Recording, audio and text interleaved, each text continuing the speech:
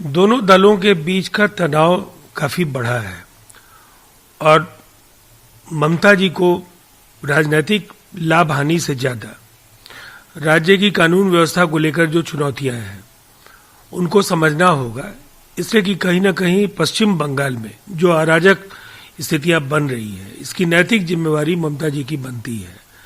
और जो राजनीतिक प्रतिस्पर्धियों को जिस तरह से गाड़ियों का तोड़ा जाना या उनके साथ दुर्व्यवहार और जो चीजें सामने आ रही हैं वो पश्चिम बंगाल में टीएमसी की बदहाल स्थिति को कहीं न कहीं परिलक्षित कर रही हैं। इस बीच ममता बनर्जी ने बीजेपी पर मारने की साजिश रचने का आरोप लगाया है और उन्होंने यह सनसनीखेज आरोप लगाते हुए चुनाव आयोग पर भी आरोप लगाया है।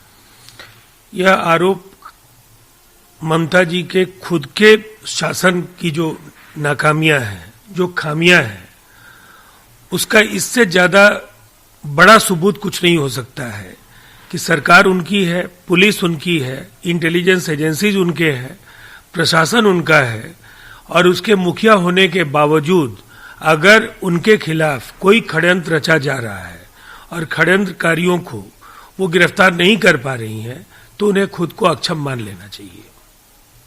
मंत्रिमंडल ने दीर्घकालिक विकास उद्देश्यों को पूरा करने के लिए 20,000 करोड़ रुपए की प्रारंभिक पूंजी के साथ डीएफआई की स्थापना को मंजूरी दे दी है।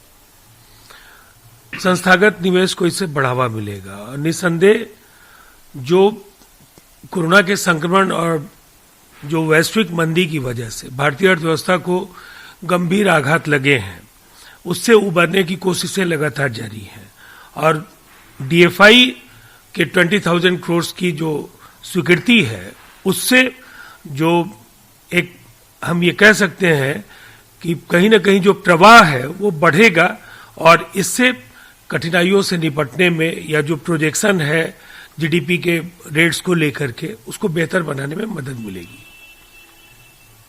भारतीय किसान यूनियन के नेता राकेश टिकैत ने कहा है कि हाँ, हम दिल्ली नोएडा सीमा को सील कर देंगे। समिति द्वारा तारीख तय अगर की जाती है तो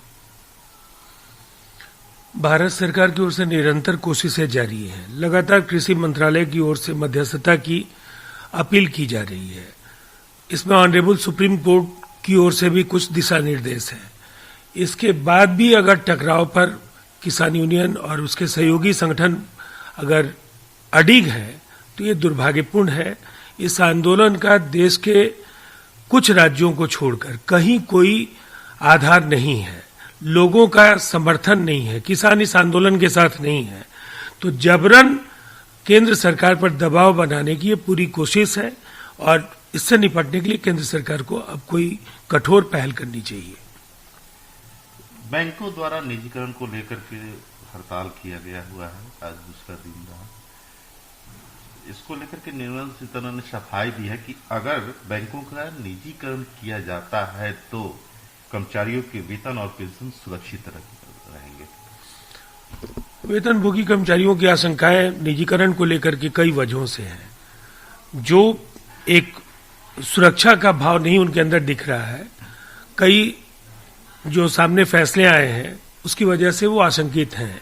लेकिन ये काफी स्पष्ट आश्वासन है कि पेंशन और जो अन्य सुविधाएं हैं, अगर प्राइवेटाइजेशन होता भी है, बैंक अगर निजीकरण के अधीन आते भी हैं, कुछ बैंकों का निजीकरण अगर होता भी है तो ये जो सहूलियतें मिलती रही हैं इनको आगे जारी रखा जाएगा।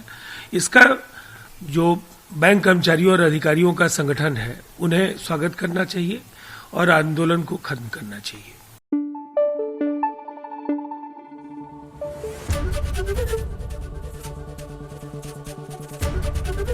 एबीपी न्यूज आपको रखे आगे।